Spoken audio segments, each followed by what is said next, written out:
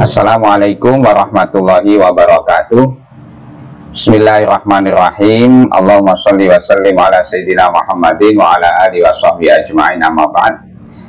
Alhamdulillah, pada pagi hari yang cerah ini kita bisa bersama-sama melanjutkan kuliah online terkait dengan tafsir Maqasidi, dan kita memasuki pertemuan yang kedua yang insya Allah saya akan bicara tentang sejarah, akar pemikiran, dan keunggulan tafsir Maqasidi.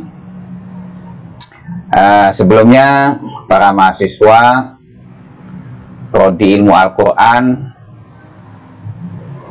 UIN Sunan Kalijaga semuanya yang saya banggakan, dan para pemirsa peminat studi tafsir Maqasidi ya, channel LSG Ar-Rahmah semuanya dimanapun Anda berada yang berbahagia. Berbicara tentang tafsir Maqasidi, maka kalau kita menggunakan perspektif sejarah atau historical approach ya, pendekatan sejarah, maka kita akan melihat bagaimana akar-akar pemikiran tafsir Maqasidi itu muncul, ya, sejarahnya, dinamikanya seperti apa. Sebagai sebuah disiplin ilmu yang dulunya mungkin belum dikenal, ya, maka tafsir Maqasidi sebenarnya dia memiliki nawat, benih-benih, ya, yang benih-benih itu tentunya bisa dilacak, ya, akar kemunculannya dari zaman baginda Rasul Muhammad SAW. Karena tafsir Maqasidi ini juga ya bagian dari upaya memahami ya, kalam Allah Al-Quran, yang tentunya the first interpreter, ya, mufasir pertama ya, adalah baginda Rasul, yang kemudian nanti akan dilanjutkan oleh para sahabat. Nah, kita akan melihat kira-kira seperti apa itu nawat ya, tafsir Maqasidi ya, dari sisi sejarah atau judur tarikhiyahnya, the root of thought-nya, akar-akar pemikirannya seperti apa kalau kita kaji bersama. Nah, ini penting saya kira untuk membuktikan statement yang sering saya sampaikan bahwa tafsir Maqasidi ini lebih memiliki cantolan epistemologi dalam turos para ulama, ya, memiliki basis yang sangat kuat dari praktek Rasulullah SAW ketika berinteraksi dengan Al-Quran, dan juga para sahabat, bahkan para tabi'in, atba' tabi'in, para imam mazhab, dan para ulama-ulama berikutnya.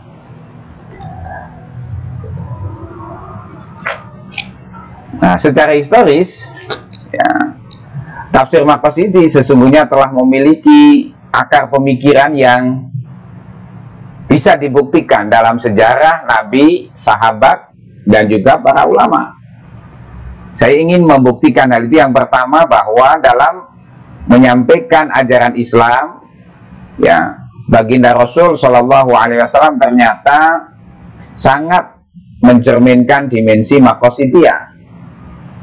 Beliau misalnya tidak hanya menjelaskan tentang cara sholat, sebagaimana dalam hadis beliau katakan, "Shollu kama ra'aitumuni usolli", sholatlah kalian sebagaimana kalian melihat aku sholat.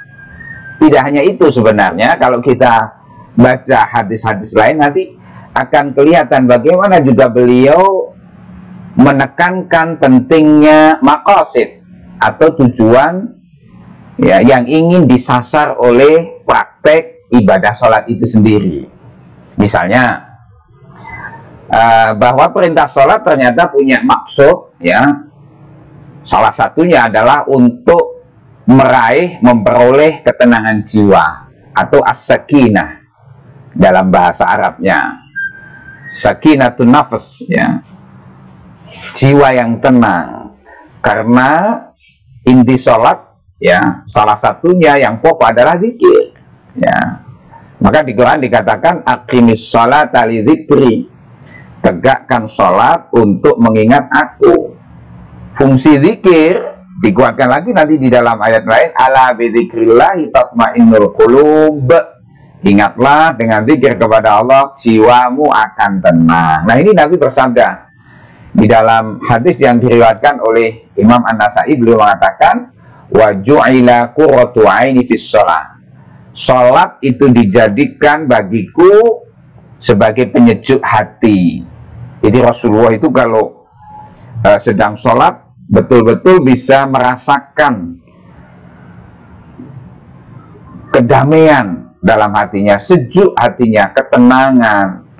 Nah, itu sebabnya pula dalam hadis riwayat Abu Dawud, beliau itu kalau sedang galau, kalau sedang susah, ya, beliau menyuruh sahabat Bilal, ya, ini salah satu muadzinnya Nabi, dia mengatakan, "Qum ya Bilal, bangunlah kamu wahai Bilal, fa'arihna bis shalah, maka nyamankan aku dengan sholat." Nah, ini contoh bahwa Nabi secara praktikal, ya, mengajarkan maqasidus sholat, ya, bukan hanya mengajarkan caranya sholat, tapi juga mempraktekkan, mengajarkan kepada umatnya supaya sholatnya itu punya kebermaksudan, punya maksud, ya, sesuatu yang ingin digapai dari sholat itu. Salah satunya adalah ketenangan jiwa, ya, karena nanti orang kalau jiwanya sudah tenang, ya, damai, diharapkan cara berpikirnya juga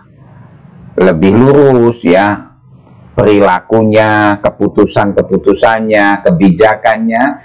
Orang yang tenang jiwanya pasti harapannya insya Allah juga mengantar kepada kebijakan-kebijakan, pemikiran-pemikiran yang maslahah tentunya. Itu argumen pertama, ya, bahwa secara historis ternyata tafsir Maqasidi, ya, itu bisa dilacak dari bagaimana Rasulullah menyampaikan ajaran Islam yang juga menekankan dimensi maqasidiyah tujuannya. Dalam sholat misalnya, baginda Rasul juga ada satu hadis yang dalam puasa, maksud saya, dalam puasa baginda Rasul pernah menyampaikan, ada satu hadis yang mengatakan, kam min shaimin laisa lahu min siyamihi ilal ju' wal 'athas. Banyak orang yang berpuasa, puasanya itu sia-sia, puasanya hanya berlapar-lapar dan berhaus-haus. Ini contoh puasa yang dikritik Nabi, puasa yang tidak maqasidiyah, puasa yang hanya sekedar menahan lapar dan menahan haus, tidak makan, tidak minum, tapi maksud goal yang ingin dituju dari puasa, ya, tidak berhasil. Ini yang dikritik Nabi ini. Padahal puasa itu kalau mau berhasil dengan baik, mestinya puasa itu akan mengantar apa? Orang menjadi lebih sabar, ya kan? Kemudian memiliki kepekaan sosial yang tinggi, kemudian menjadi dermawan. Ya, itu maqasid puasa yang dijelaskan nanti di dalam beberapa hadis Nabi dan praktek Nabi sendiri serta para sahabat. Itu berarti bahwa benih-benih tafsir maqasidiyah itu bisa dilacak melalui praktek-praktek ibadahnya Rasul dan juga para sahabat, ya. Begitu juga dalam haji, ya. Misalnya, haji bukan sekedar menjalankan ritual-ritual, ya, datang ke Mekah menjalankan ritual mulai dari ihram misalnya, ya, ihram, kemudian tawaf, sa'i, tahallul dan lain-lain, ya. Bukan cuma itu ritualnya, ya, tapi ada maqasid yang lebih dari sekedar datang ke Mekah, yaitu apa? Jelas mengikuti sunnah Nabi, ya. Kemudian diharapkan orang yang haji memperoleh gelar haji mabrur, bukan sekedar gelar haji, tapi haji yang mabrur. Haji yang mabrur itu yang seperti apa? Kira-kira maqasidnya. Nah, di situ dijelaskan ya dalam beberapa hadis ya, min birril hajj, termasuk tanda haji yang mabrur itu apa? Tibul kalam. Orang kalau hajinya mabrur, ucapannya itu baik, tidak suka menyinggung perasaan orang, tidak menyakiti orang, tidak memprovokasi, ya, tidak bikin keruh dan gaduh dalam masyarakat lewat ucapannya, lewat, kalau dulu kan ucapan, kalau sekarang mungkin lewat jarinya, tidak suka mengeser, ya, apa itu, WA ya, dari grup WA yang sekiranya bisa mengganggu kenyamanan orang, ya, meme yang bisa menyakiti orang, tidak dilakukan itu min birril hajj, ya, tibul kalam, ya.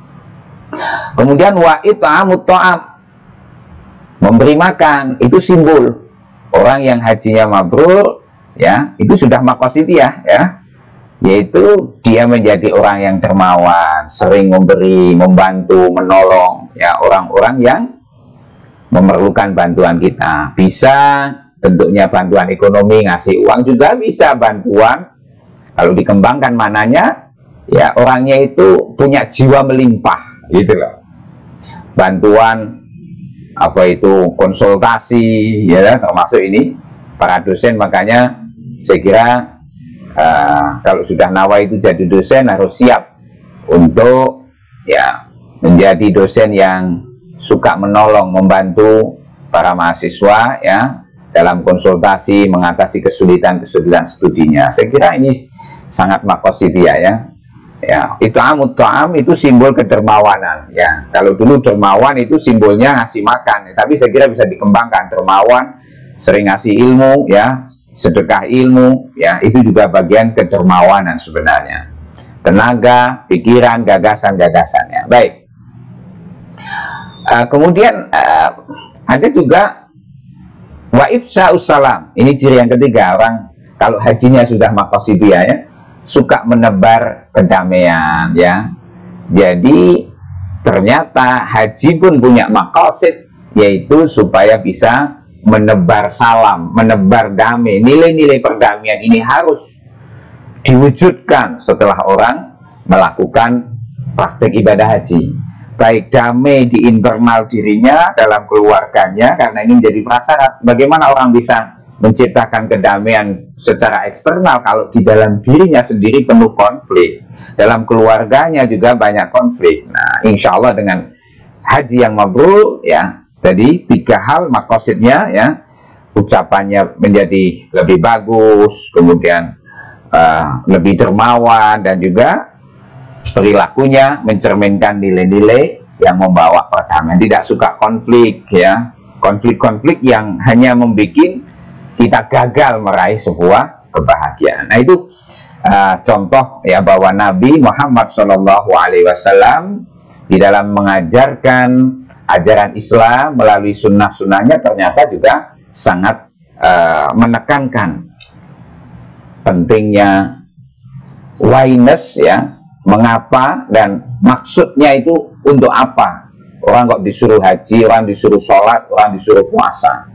Jadi bukan hanya mengajarkan caranya haji, tapi juga mengajarkan maksud dan tujuan haji.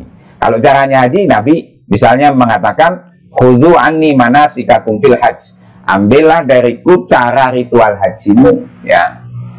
Tapi ternyata bukan cuma itu, termasuk tadi mengarahkan supaya hajinya mencerminkan haji yang maqasidiyah, tahu bahwa tujuan haji bukan sekedar datang ke Mekah menjalankan ritual, tapi yakni bagaimana bisa meraih haji yang mabrur, yang dengan haji yang mabrur tadi akan melahirkan perilaku sosial yang lebih salih, lebih baik, dan peningkatan spiritualitas juga yang lebih baik.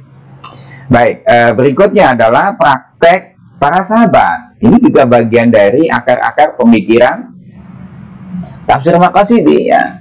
Ada praktek-praktek dari para sahabat dan juga tabi'in yang meneguhkan pentingnya maqasid, ya, bahwa ketika kita memahami ayat Quran jangan terjebak hanya di dalalah lafziyahnya, apa yang ditunjukkan oleh lafaz tadi, sementara melupakan dalalah maqasidiyah, apa yang ditunjukkan oleh maqasidnya, ya. Apa maqasid dari dibalik teks tadi, ya. Kita bisa lihat misalnya bagaimana Sayyidina Umar, ya, memahami ayat tentang qat'ul yad, ya, hukum potong tangan di surat Al-Maidah ayat 38, ya.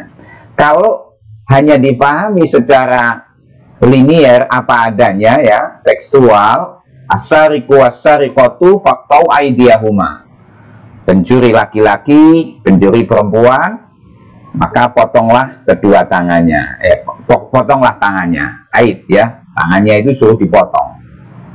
Nah, ini menarik, ternyata Sayyidina Umar ketika itu seolah kemudian tidak terjebak, ya, kepada semata-mata hukum potong tangan, melainkan apa? Memahami makosidnya. Karena apa? Sayyidina Umar saat itu ternyata tidak mengeksekusi hukum potong tangan, sebab beliau memahami makosid dari ayat Al-Maidah 38 tadi.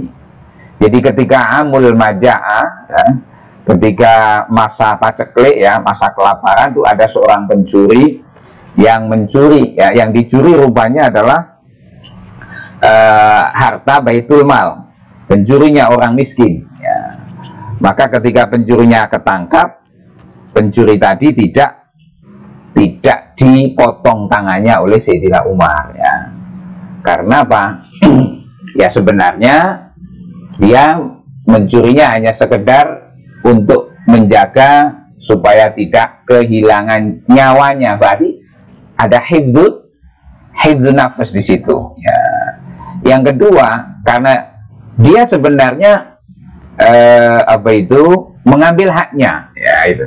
Wafi riwayatin yang dicuri itu harta miliknya orang kaya, yang mencuri orang miskin, tapi belum dikasihkan oleh orang kaya, karena sebenarnya ada hak orang miskin, ya, yang ada di hartanya orang kaya. Maka konon Sayyidina Umar pernah kemudian mewarnai, wahai orang kaya, kalau dia nanti mencuri lagi gara-gara kamu tidak memberikan zakatnya, maka yang saya potong tanganmu, wahai orang kaya, bukan pencuri yang miskin tadi. Nah, ini narasi-narasi seperti ini menunjukkan bahwa Sayyidina Umar mempraktekkan ayat secara maqasidiyah sebenarnya, bukan menolak ayat, bukan taktilun nusus, ya, bukan kemudian mendisfungsikan hukum potong tangan, tapi beliau menangkap maqasid, ya, tujuan yang ada di balik teks tadi, ya. Ya, jadi inilah pentingnya kita memahami teori maqasid, ya, tafsir maqasidi itu. Kemudian juga Mu'adz bin Jabal misalnya, ini beliau berani menarik zakat dari orang-orang kaya yang hidupnya glamor, makmur saat itu. Nah, beliau rupanya ketika menarik harta untuk dizakati, ya, menarik zakat dari orang-orang kaya ketika beliau jadi gubernur saat itu, ya, beliau menggunakan akhdul qimah, yakni mengambil bukan jenis barang yang dizakati tetapi nilai kekayaannya, ya. Nah, ini saya kira sangat kontekstual dan sangat maqasidiyah, ya. Mu'adz bin Jabal tadi, ya, ketika beliau menjadi menjadi gubernur, ya, saat itu.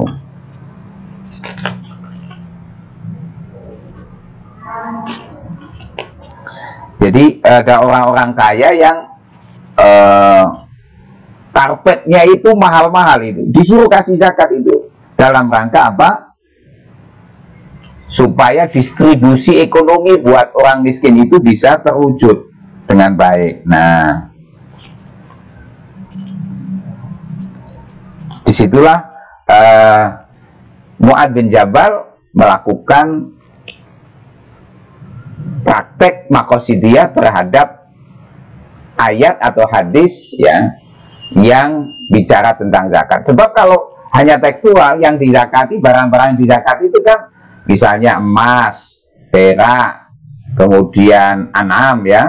An'am itu berarti binatang ternak, kemudian makanan pokok, ya. Kalau dulu ya gandum sama kurma misalnya, ya.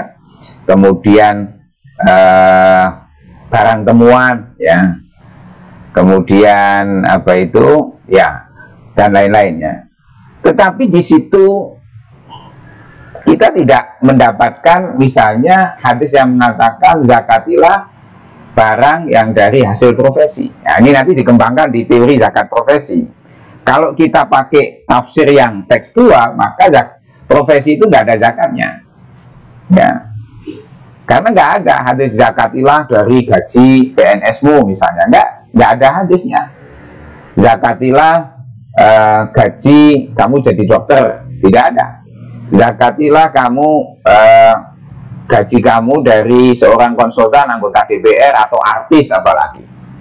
Nah, ini kalau kita tidak menggunakan model atau menggunakan teori tafsir Maqasidi, orang bisa mengelak, tidak merasa wajib zakat karena tidak ada teks secara tekstual yang menyuruh zakat sebagai PNS, zakat sebagai dokter, zakat sebagai advokat, anggota DPR, gubernur, rektor, dan sebagainya. Nah, tetapi kalau kita kemudian menangkap apa sebenarnya maqasid di balik zakat, kenapa?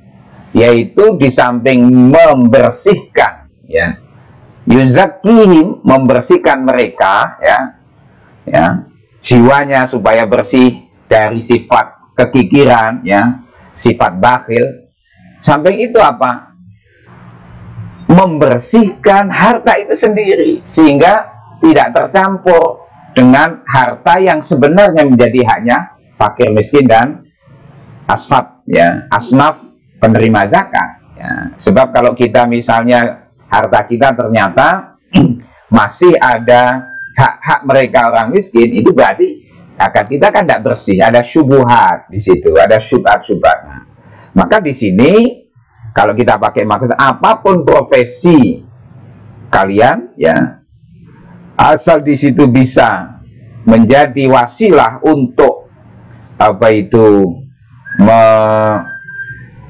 mendatangkan harta bisa menjadi berkembang, Anda jadi orang kaya, ya tetap wajib dizakat. Ya, soal persentasenya di sini nanti ulama bisa berbeda-beda pendapat. Ada yang mengkiaskan dengan emas, jadi 2,5%. Kalau Anda satu bulannya dapat 10 juta kurang lebih, maka 2,5% dari 10 juta itu yang Anda zakati tiap bulan. Tidak harus nunggu akhir tahun, ya. Itu saya menganut pandangan yang ditafsir, boleh dicicil tiap bulan. Jadi 2,5% dari 10 juta itu kira-kira berapa? 250. Setiap 1 jutanya itu 25.000. Kalau 10 juta berarti 250.000 untuk zakat, ya. Kalau masih merasa kurang nyaman, ya boleh ditambah, ya. Misalnya itu kan batas minimal 2,5%, boleh Anda ambil 10%. Berarti kalau 10 juta Anda ambil 1 juta untuk zakat, ya. Misalnya kalau Anda mau mengikuti pandangan yang 10%, ada pula yang berpandangan sampai 20%, jadi khumus maksudnya, ya. Oke.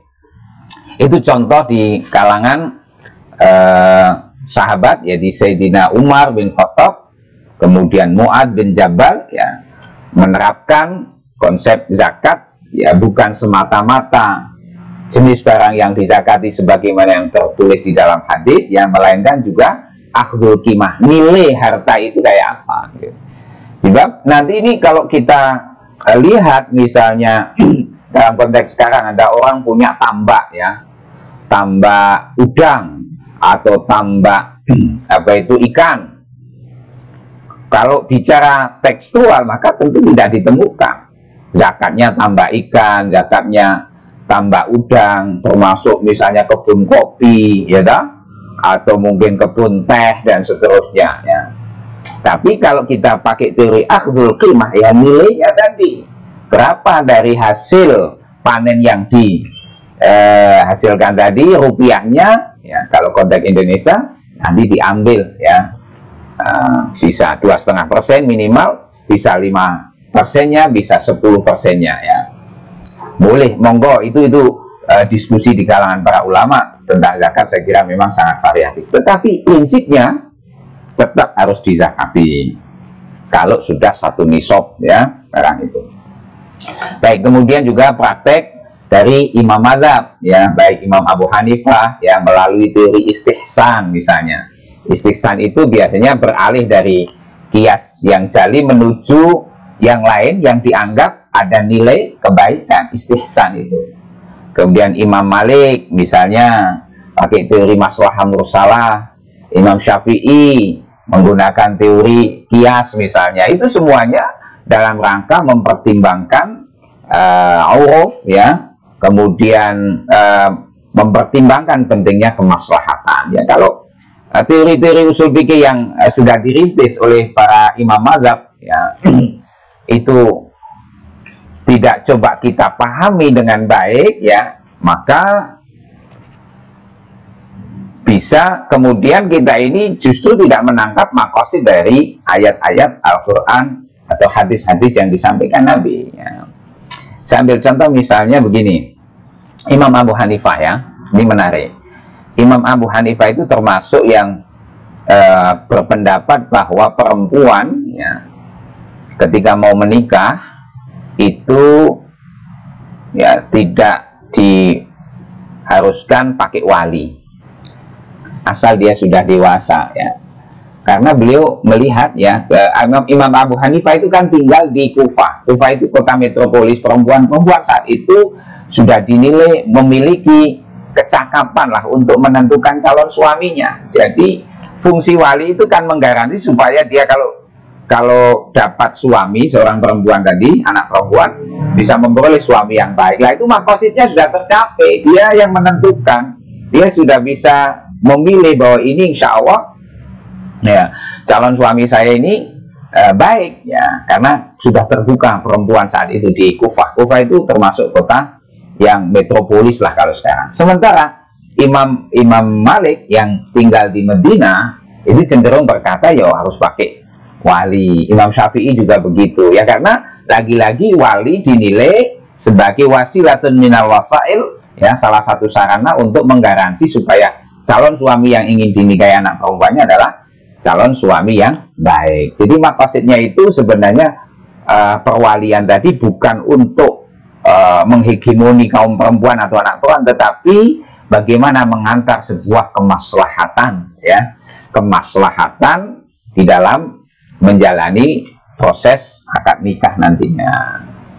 Maka dalam hadis pun juga kita bisa melihat di situ variasi-variasi hadisnya, misalnya al-bikru tusta'zanu, Nabi mengatakan kalau ada gadis mau dinikahkan ya dimintai izin ya.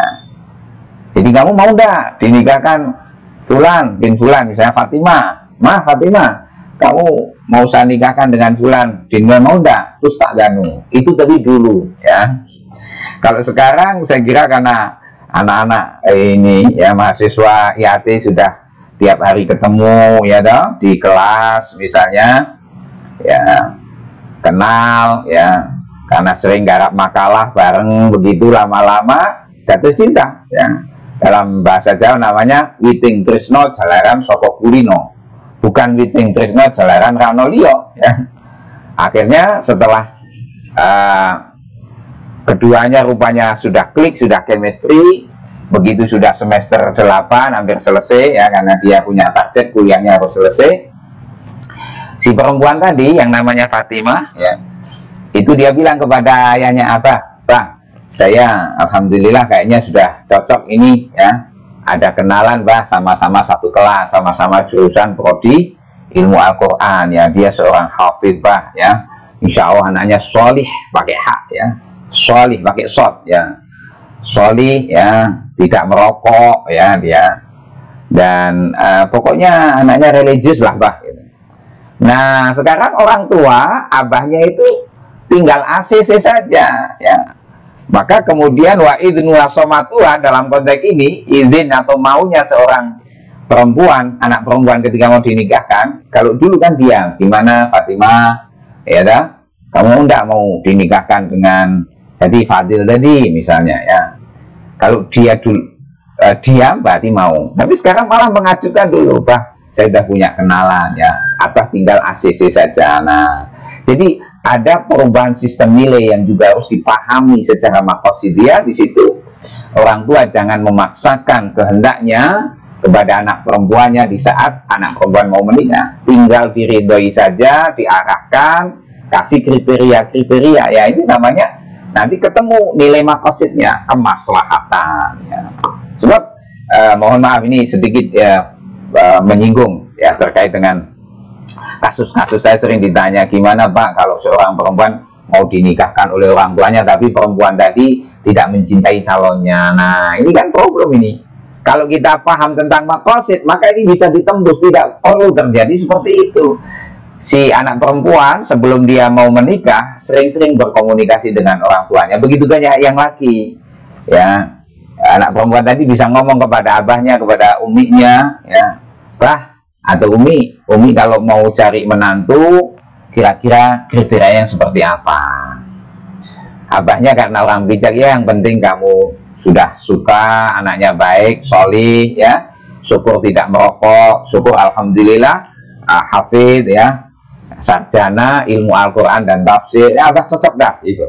Nah maka ada sebagai anak perempuan yang kira-kira yang mendekati idealitas orang tua Anda sehingga tidak terjadi konflik kepentingan tadi yang seringkali kemudian menjadi tidak baik di dalam hubungan anak dan orang tua. Jadi pandai-pandailah mulai sekarang menyusun strategi komunikasi yang baik dengan orang tua sehingga persoalan perbedaan pendapat mengenai menentukan calon suami sudah bisa diantisipasi sehingga maqasid dari pernikahan nanti yaitu mawaddah warahmah wasakinah, ketenangan, cinta kasih di dalam keluarga yang akan Anda jalani insya Allah akan tercapai dengan baik. Baik, saya lanjutkan ya. Jadi bukti yang ketiga adalah praktek Imam Mazhab tadi ya, yang juga di dalam beristihad selalu mempertimbangkan dimensi maqasid ya. Maqasidnya itu apa ya?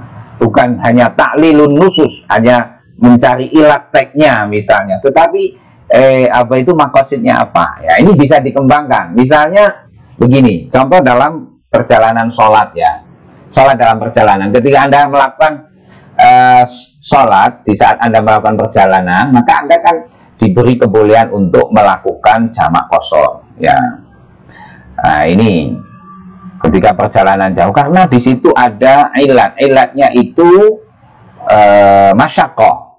Nah Islam ini hadir untuk memberikan kemudahan dalam beragama ya. Yuridullahu bikumul yusra wa la yuridu bikumul usra, ini maqasidnya. Nah maka kemudian Anda dibolehkan untuk jamak bahkan qashar sekaligus jamak qashar ya ketika Anda safar ya. Karena safar secara umum ya itu akan mengantar kesulitan-kesulitan ya. Nah sehingga boleh, termasuk kemudian ini ya sudah dikembangkan. Misalnya kalau Anda mau jamak karena zahmah, kalau cari teksnya hadisnya mungkin tidak ditemukan ya, jamak sholat karena zahmah syadidah atau macet, crowded ya. Karena dulu zaman Nabi belum ada crowded ya, perjalanan lalu lintas perjalanan masih sangat lenggang, apalagi di padang pasir. Tapi coba Anda bayangkan di Jakarta misalnya, Anda bekerja ya pulang jam 4 sore ya, itu sampai rumah bisa saja jam 9 malam sehingga maghribnya hilang. Nah kalau Anda nggak melakukan jamak maka repot tentunya. Maka boleh ya jamak sholat ya. Misalnya saya tak pulang jam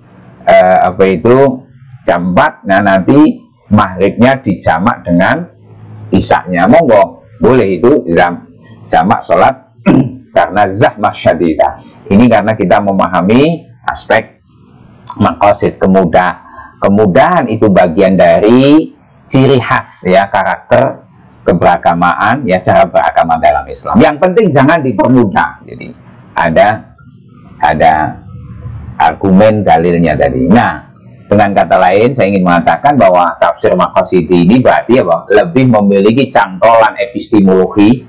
Jadi memiliki cantolan, tahu ya, jadi memiliki basis lah begitu ya secara epistemik ya dari turos para ulama ya, ketimbang metode tafsir kontemporer lainnya ya. Meskipun saya tidak anti terhadap pendekatan-pendekatan yang lain, tapi saya hanya ingin menegaskan bahwa tafsir Maqasidi menurut imat saya ini lebih canggih dan tadi kalau mau diterapkan itu lebih pas ya di dalam berinteraksi dengan Al-Quran dan Sunnah Nabi. Baik.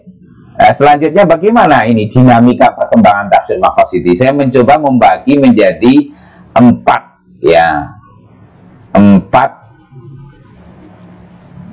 hal ya. Jadi pertama saya menyebut namanya practical Maqasidi yang secara historis itu. Jadi kalau bicara historis saya ingin mengingatkan ya, kalau Anda nanti melakukan riset pendekatannya historis, maka salah satu cirinya Anda harus bisa membagi waktu, penggalan-penggalan waktu ya, karena itu berarti ciri historis kan ya, era ini sampai ini kayak apa, era ini sampai ini apa. Jadi di situ dinamikanya kelihatan ya. Nah maka saya coba ini ya. Pertama adalah practical Maqasidi, yaitu maqasid sebagai praktek keseharian di dalam berinteraksi dengan teks. Ini era Nabi, era sahabat, era tabi'in ya, abad 1 sampai abad 2 itu lebih boleh disebut sebagai practical Maqasidi ya.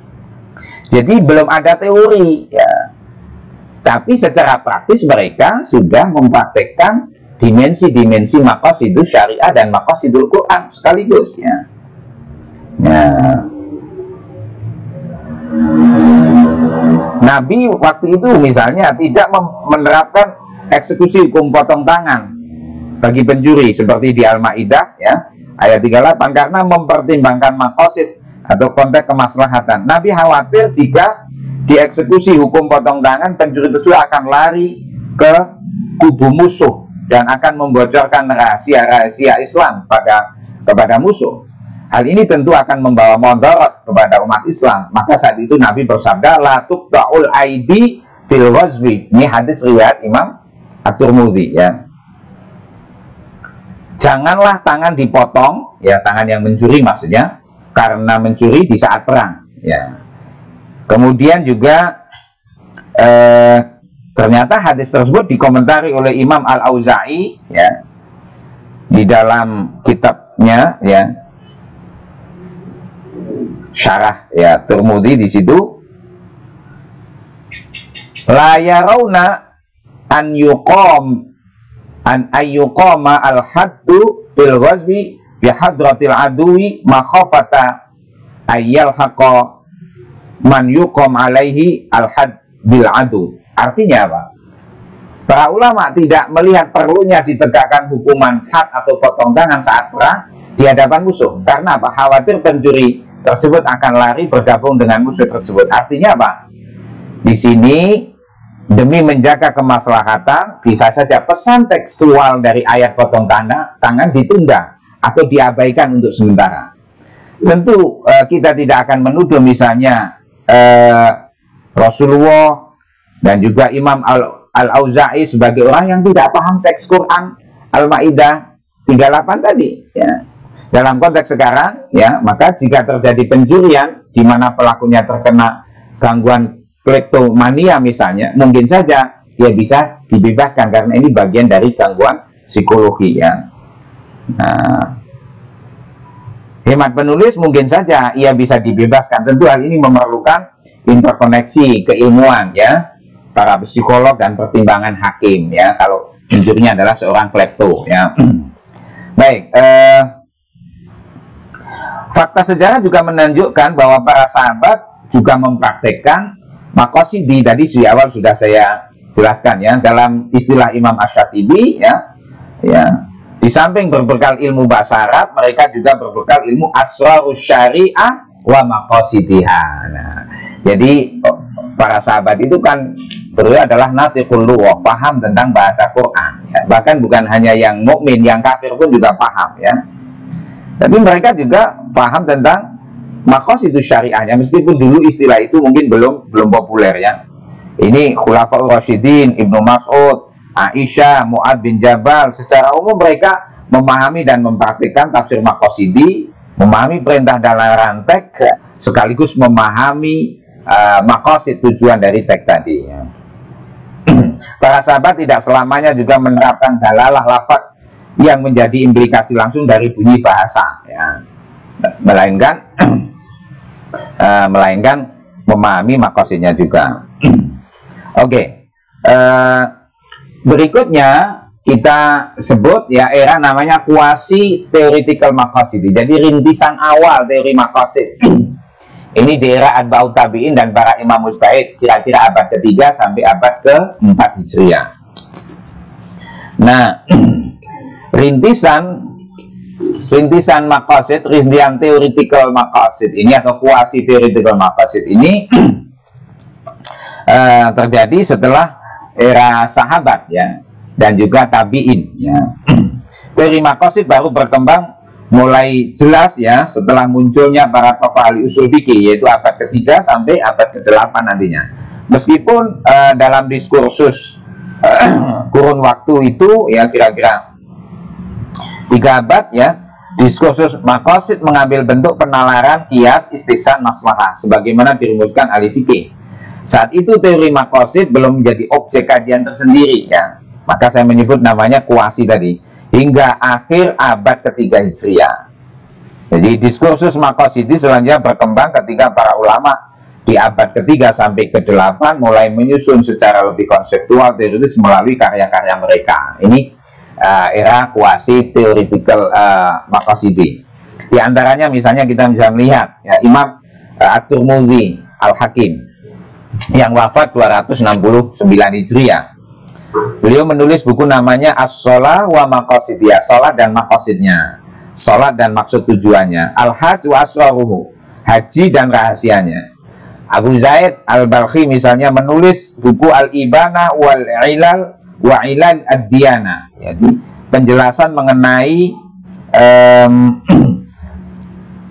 ilat-ilat dalam keberagamaan, khususnya di sini maqasid di bidang soal muamalah. Beliau menulis kitab juga Masalihul Abdan wal Anfus yang menjelaskan tentang kemaslahatan raga dan jiwa, bagaimana praktek hukum Islam berkontribusi pada kesehatan fisik dan mental.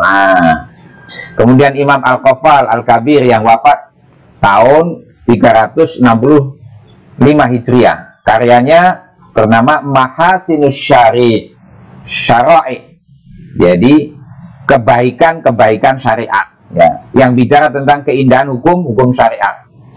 Nah, itu contoh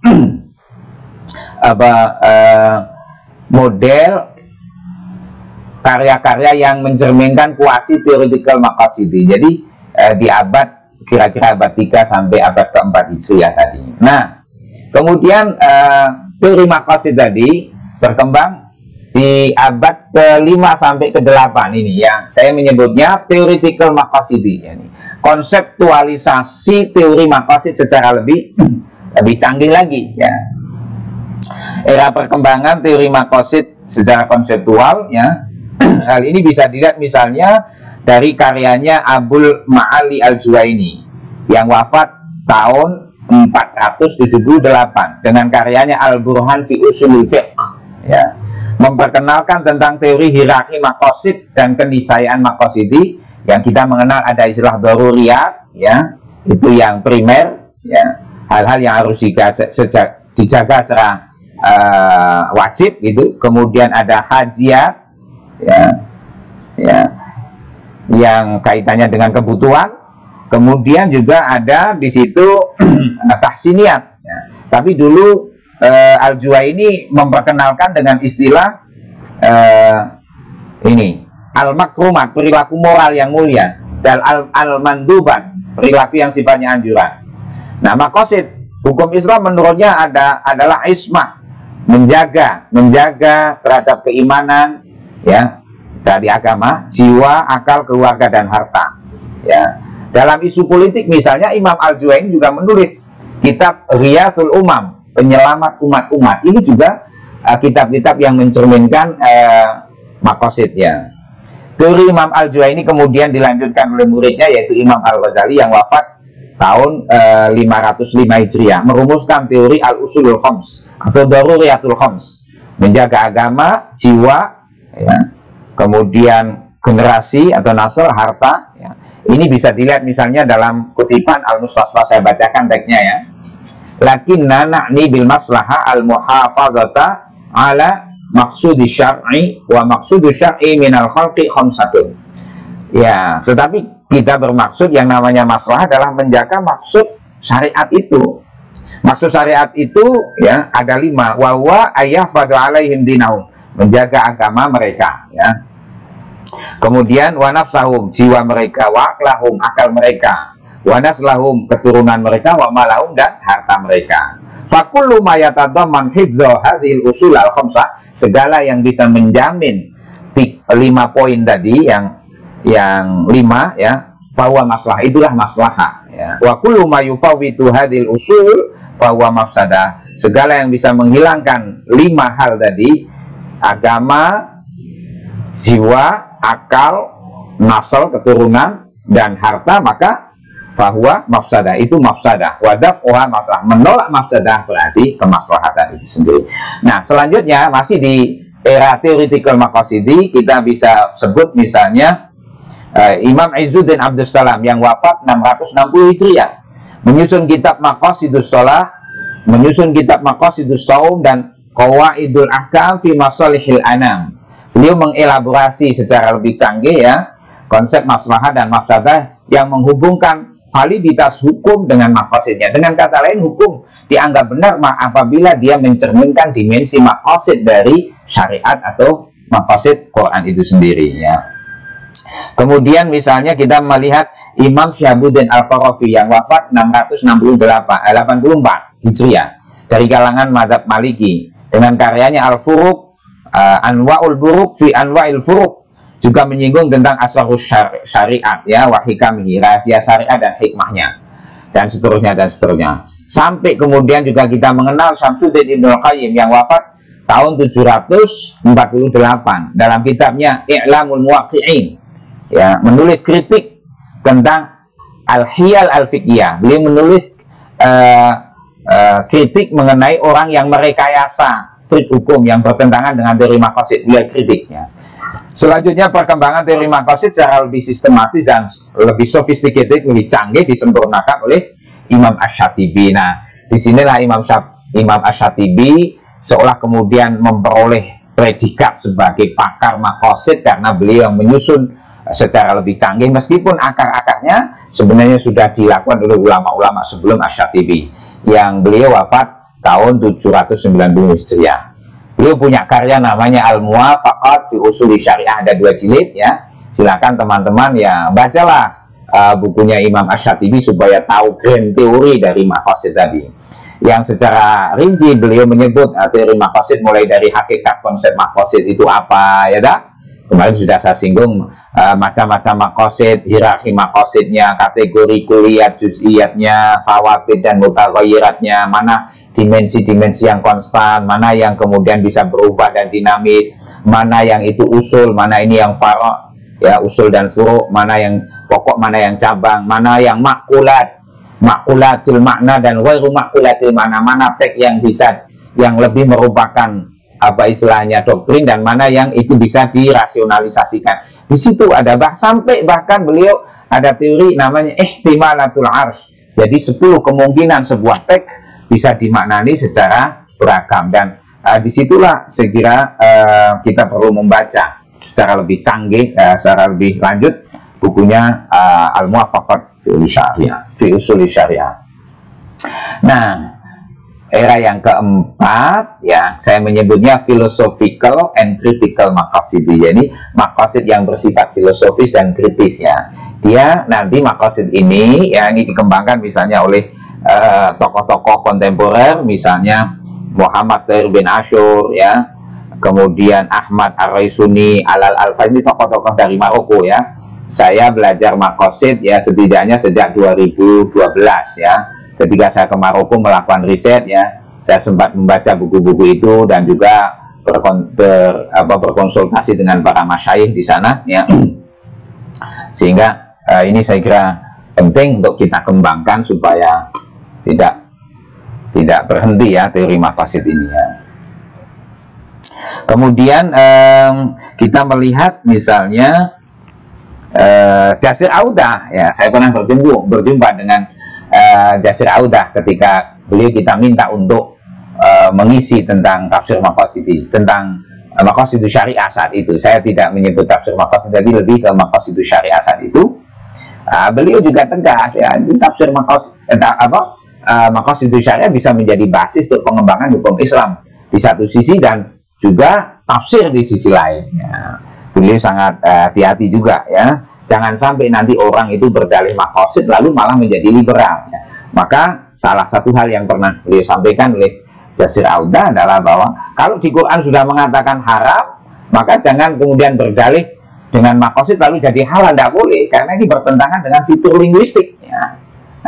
Jadi misalnya tentang riba, ya, di situ Allah katakan wa ahallallahu al-bai'a wa harrama riba, dan Allah menghalalkan dagang, jual beli, mengharamkan ya riba selamanya haram, tidak boleh dengan dalil maqasid lalu riba jadi halal, tidak boleh. Ya. Bahwa nanti orang bisa berdebat tentang bagaimana hukumnya bunga bank, apa masuk kategori riba yang diharapkan atau sebenarnya bukan riba. Nah, disitulah ruang ijtihad untuk terus menggali sebenarnya misalnya bank-bank konvensional yang terjadi, termasuk mungkin pengembangan yang lebih syariah dan bank syariah, masuk kategori riba apa tidak. Nah, disinilah menjadi garapan para ilmuwan, para ulama, ya, para yang menekuni bidang hukum Islam, ya, dan juga tafsir tentunya. Kalau saya pribadi berpendapat bahwa condong berkata bahwa itu praktek perbankan sekarang tidak benar-benar persis seperti riba yang diharamkan di zaman Nabi, ya. Karena kalau di zaman Nabi itu prakteknya di zaman jahiliyah, ya, itu orang-orang itu kalau menghutangi kemudian dia nggak bisa bayar hutang, ya, maka justru melipat gandakan. Makanya ayat Qur'annya apa? La ta'kulu riba adha'afan mudha'afa. Jangan kalian makan riba dengan cara berlipat ganda. Lah, bank-bank itu secara umum kan tidak berlipat ganda, ya. Bahwa tetap ada yang berpendapat itu haram, ya semonggo, itu pandangan sejak dulu itu hukumnya mesti antara tiga itu.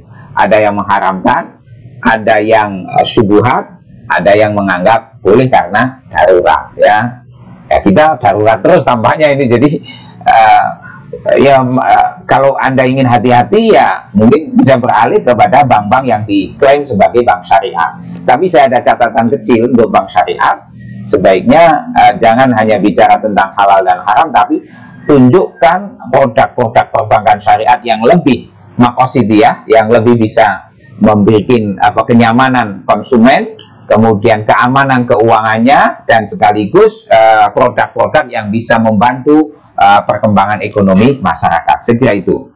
Berikutnya, nah ini philosophical and critical maqasidi, ini saya kira di era kontemporer perlu dikembangkan, bahwa tafsir maqasidi, ya, yang lebih philosophical dan critical itu nanti berarti apa? Teori maqasid sebagai falsafah, ya, ruh, spirit dalam pengembangan tafsir, sekaligus sebagai kritik ketika melihat produk-produk tafsir yang tidak mencerminkan maqasidiyah. Nah, contoh ini, contoh saya biar konkret, ya, biar kasih contoh.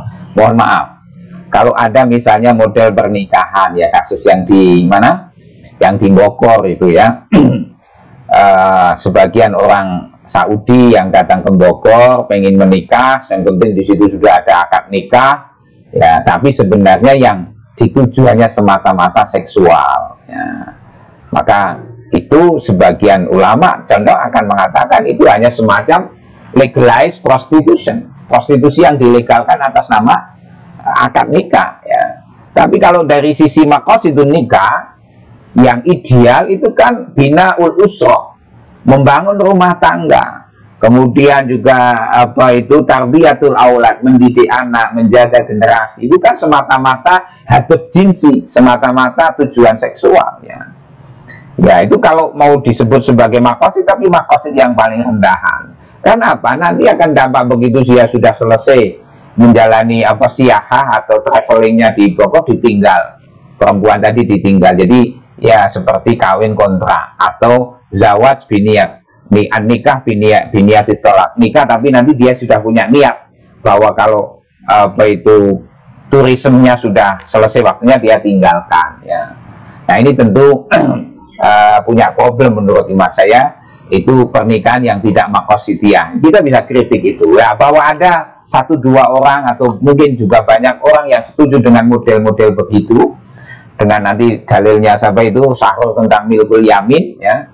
Ya sebongko itu urusan dia, tapi kalau saya berpendapat itu secara teori makosid ya, philosophical and critical makosidi, model nikah kawin kontra atau nikah mut'ah ya, seperti itu tidak sesuai dengan makosid nikah yang sesungguhnya.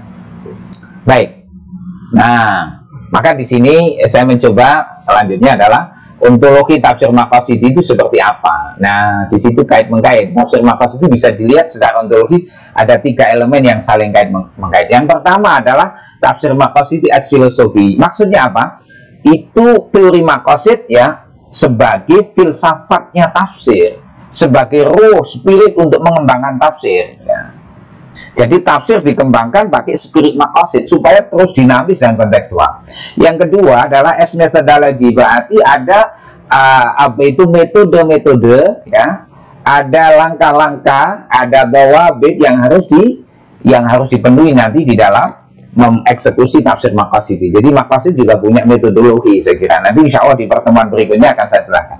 Kemudian dari hasil metodologi yang punya basis filosofi makosid melahirkan namanya tafsir makosid as product. Jadi ada produknya, ada filosofinya, ada metodologinya, ada produk. Disitulah lahir namanya tafsir makosid. Baik, terakhir saya kira ini sudah hampir habis waktunya ya, tentang keunggulan tafsir makosid. Setidaknya saya menulis 6 poin ini. Pertama, tafsir makosid adalah anak kandung peradaban Islam dan lebih memiliki cantolan epistemologi dari turos para ulama. Yang kedua, tafsir makosid mampu meretas kebuntuan epistemologi tafsir sehingga tidak stagnan, karena tafsir makosid tidak hanya memahami teks dari sisi dalalah lafziyah, tetapi juga memahami dimensi makosidiahnya. Yang ketiga, tafsir makosid memiliki perangkat metodologi dan fitur-fitur yang lebih lengkap teruji dalam sejarah umat Islam. Ada teori Doriyatul Khomes ya, ada tentang nilai fundamental Quran. Nah ini saya menemukan 5 nilai yang menurut imat saya sangat esensial untuk terus menjadi basis mengembangkan tafsir makosid ya. Yang pertama nanti kita sampaikan di pertemuan berikutnya, ada justice atau al-adalah. Yang kedua al-insaniyah, humanity. Yang ketiga adalah al-musawah, kesetaraan. Yang keempat adalah wasatiyah, yaitu moderasi. Nilai moderasi itu fundamental juga. Dan yang kelima adalah al-huriyah, kebebasan ma'al mas'uliyah, disertai dengan tanggung jawab ya. Oke. Kemudian masih ke perangkat metodologi, tafsir makosid itu juga punya teori tentang tingkatan-tingkatan makosid ya. Ada daruriyat, ada hajiat, ada tahsiniyat. Ini saya kira sangat khas ya dibanding teori tafsir lainnya ya. Kemudian yang keempat, memiliki kaidah-kaidah yang bagus sekaligus dinamis ya, sehingga tetap berada dalam pinggir moderasi ketika berinteraksi dengan teks. Misalnya ada kaidah al-masyaqqatu tajlibut taisir, meskipun ini sering juga dinisbatkan pada kaidah fikih, tapi itu adalah kaidah yang sangat maqasidiyah. Kemudian idza ta'arada baina maqasid bainal maslahah al-'amah wal maslahah al-khassah quddimat al-maslahah al-'amah. Kalau ada pertentangan antara kemaslahatan umum dengan kemaslahatan individual, maka didahulukan kemaslahatan umum. Kemudian juga ada kaidah misalnya idza ta'arada baina hifdzuddin wa hifdzun nafas quddima hifdzun nafas. Kalau terjadi pertentangan atau kesan kontradiksi antara kepentingan menjaga agama dan kepentingan menjaga kemanusiaan, maka didahulukan kepentingan menjaga agama. Contoh yang paling konkret adalah apa? Ketika kita kemarin ya ada COVID awal-awal, lalu ada pengumuman dari pemerintah, MUI dan sebagainya supaya untuk sementara tidak Jumatan. Itu dalam rangka apa? Ya menerapkan maqasid hifdzun nafas. Sholat Jumatnya bagian dari hifdzuddin, tapi hifdzun nafas, menjaga supaya tidak terkena COVID, itu didahulukan. Jadi Jumatannya diganti sholat zuhur di rumah masing-masing ya. Sementara kita tetap stay at home, menjaga supaya tidak tertular atau menularkan COVID. Oke. Kemudian yang kelima apa? Mampu menggali penafsiran Quran secara lebih mendalam dan kontekstual tadi. Dan yang keenam, dapat sebagai filsafat tafsir atau filosofi of tafsir untuk memberikan kritik terhadap produk tafsir yang tidak mencerminkan dimensi maqasid. Nah, oleh sebab itu sekali lagi ini penting sekali untuk kita kembangkan, dan alhamdulillah saya sudah menulis buku At-Tafsir Al-Maqasidi, ya, Al-Qadaya Al-Mu'asirah fi Dail Quran As-Sunnah Nabawiyah. Ini sudah diberi semacam pengantar oleh Al-Ustadz Ad-Doktur Adnani Mukroni, seorang juga ahli maqasid, ya, pakar Islamic Studies di Universitas Roma, Italia. Saya pernah berjumpa dengan beliau, dan beliau dengan senang hati saya minta untuk memberi semacam muqaddimah terhadap buku kecil. Ini buku kecil introduction lah, sebagai bahan awal untuk pengembangan maqasid, ya. Saya kira teman-teman boleh baca, ya, dan boleh dikembangkan, boleh juga dikaji, ya, dikritik dan sebagainya. Saya berterima kasih, ini buku sudah banyak dipakai sebagai kitab muqarrar juga di UN di Surabaya. Sebagian mahasiswa sudah mengkaji kitab ini, dan saya kira teman-teman di UIN Sunan Kalijaga juga bisa ikut mengembangkan itu. Bahkan saya dapat info ada salah seorang mahasiswa di Tunis mau WA saya akan menulis tesis tafsir Maqasidi yang saya tulis ini. Nah, termasuk teorinya ini ada di argumentasi keniscayaan tafsir Maqasidi sebagai basis moderasi Islam. Saya kira juga bisa dibaca, ya, supaya teman-teman bisa memiliki gambaran lebih utuh tentang apa itu tafsir Maqasidi. Saya kira ini, ya, untuk pertemuan kedua. Semoga bermanfaat. Terima kasih atas atensinya, dan apabila ada hal-hal yang mau dikonsultasikan, Anda bisa ngecat, ya, lewat channel LSI Ar-Rahmah. Channelnya adalah channel LSI TV, ya, boleh dilihat, ya, di situ. Dan insya Allah saya akan menyampaikan tema-tema ini sampai 14 pertemuan, ya, sebagai bagian dari kuliah online tafsir Maqasidi. Kurang lebihnya mohon maaf. Terima kasih atas perhatiannya. Assalamualaikum warahmatullahi wabarakatuh.